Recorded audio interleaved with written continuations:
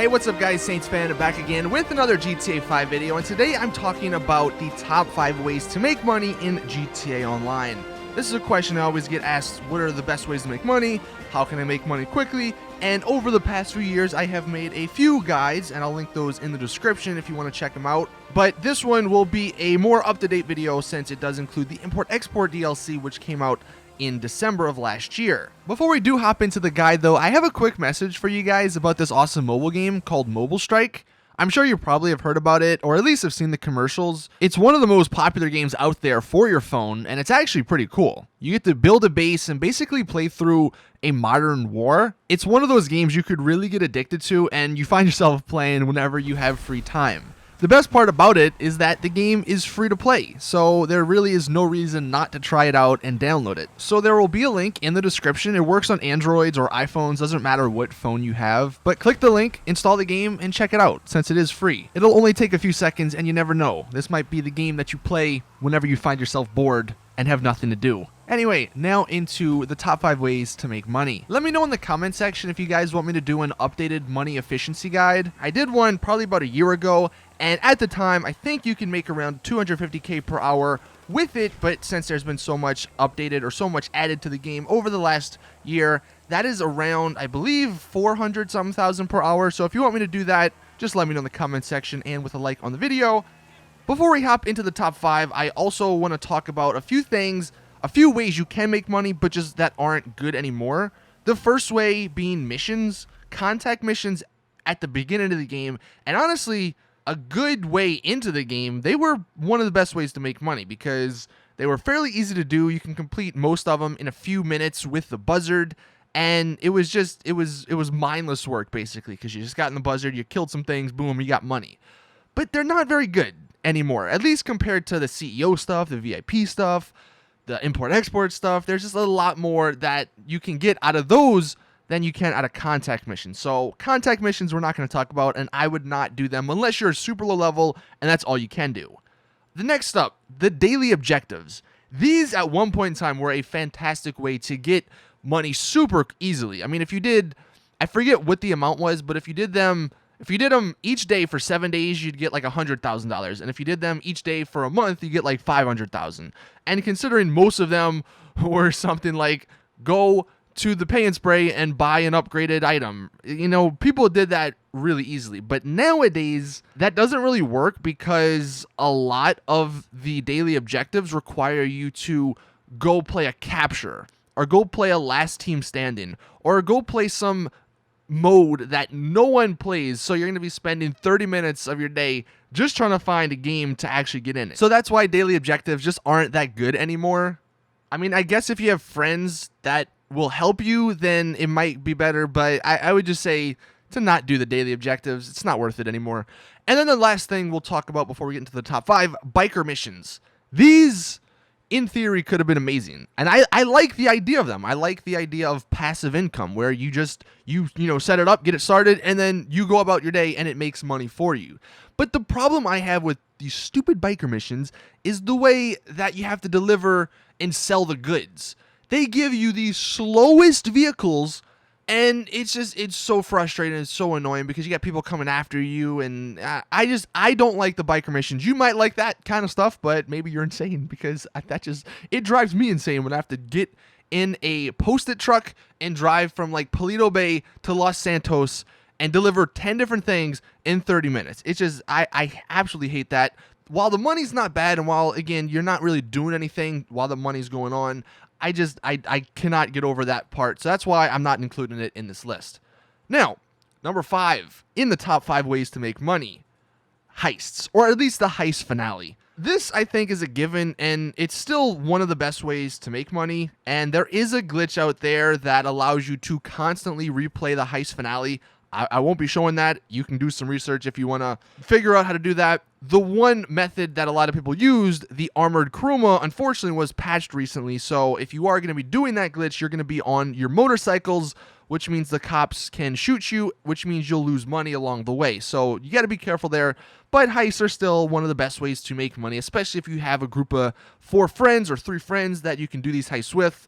And then you got to remember, this is and I'm shocked that this was even available for us to get, but the Criminal Mastermind Challenge. You get $10 million if you complete all the heists without getting killed, I believe is what the challenge is. And that's an insane amount of money. You know, that's more than the damn $100 shark card. So if you like a challenge and if you like playing with friends and all that, then the Criminal Mastermind Challenge is definitely something you can do. The last heist gives you 1.25 million total, split. If you do, well, 20% of that, I believe, is 250,000. So it's still pretty good. It's not great unless you are doing that glitch, unfortunately, to repeat the heist finale. But it is one of, I guess, one of the more fun ways because it's a freaking heist. So that's number 5. Number 4, one of the best ways to make money that's super easy and super fun, double money adversary modes.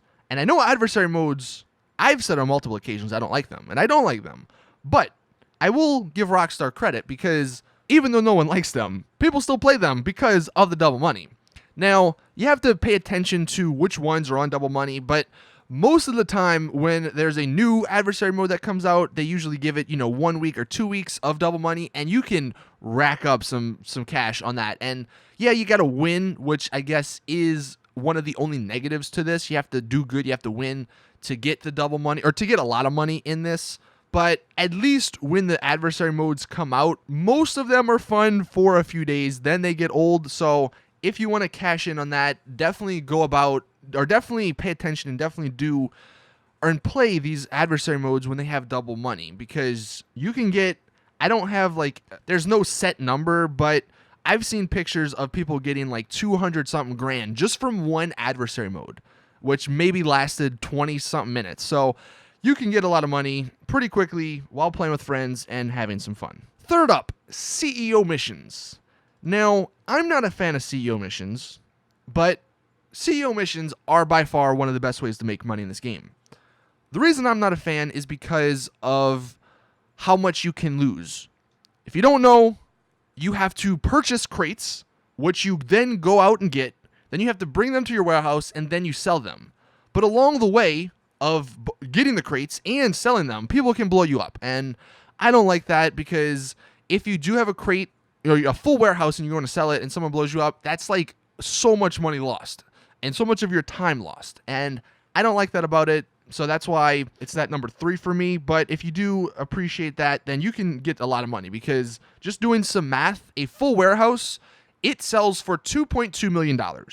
Now, you're only going to actually get 1.5 million if you decided to purchase 3 crates at a time, just because by, just subtracting the amount you spent on the crates. So the math on 3 crates, if you bought it, it would be around 226,000 per hour.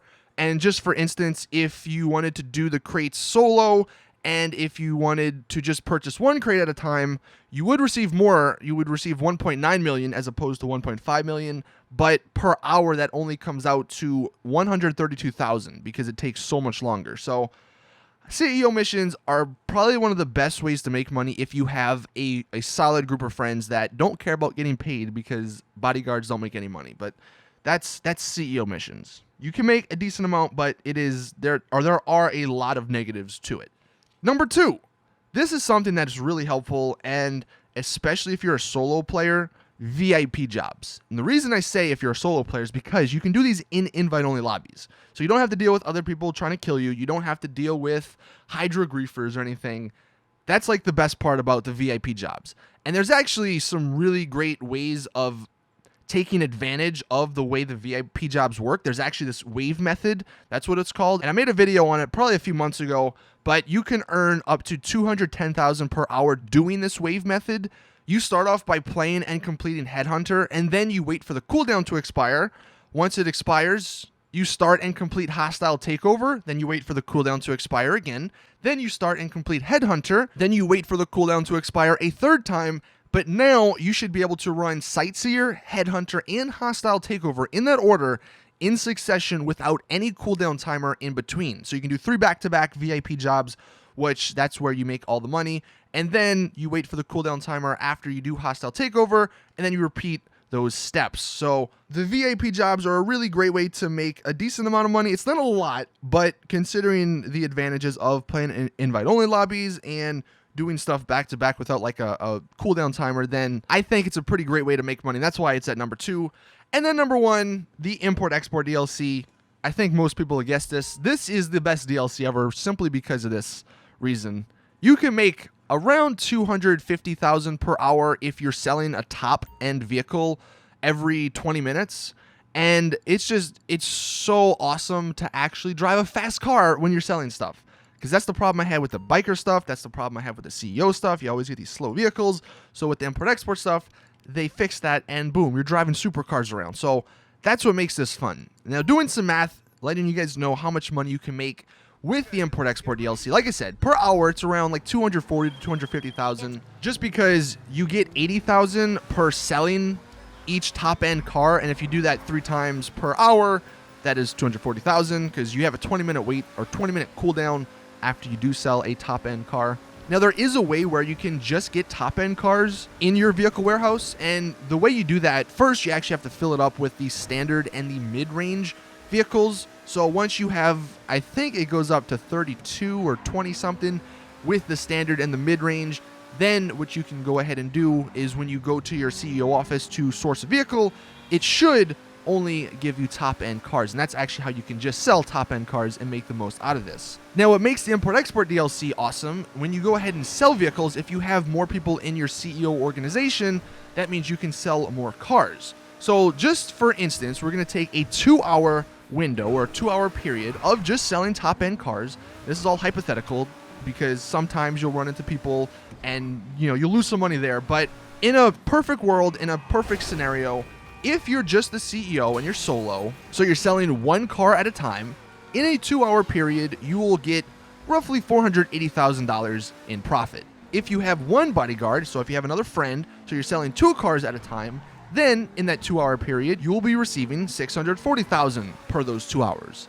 Then if you have 2 bodyguards, you have 2 extra friends, so you're selling 3 cars at a time, then you will be making around $720,000 in those 2 hours. And then if you have a full organization, 4 people selling cars, then you will receive $768,000 in those 2 hours. So it does benefit you to have more people, but the only problem, and this is the problem with the CEO stuff just in general, bodyguards they barely make any money at all. So unless you have some friends that are just actually going to work with you for free, for the most part, for 2 hours, then you might be doing the solo route, which still $480,000 in 2 hours. For as fun as the import-export DLC missions are, I think that's a fantastic method of making money, and that's why it is at number 1, because even though it might not be as profitable, let's say, as the CEO missions, it's just way more fun. So that's my list. That's my top 5 ways to make money. Hopefully this helps you guys out.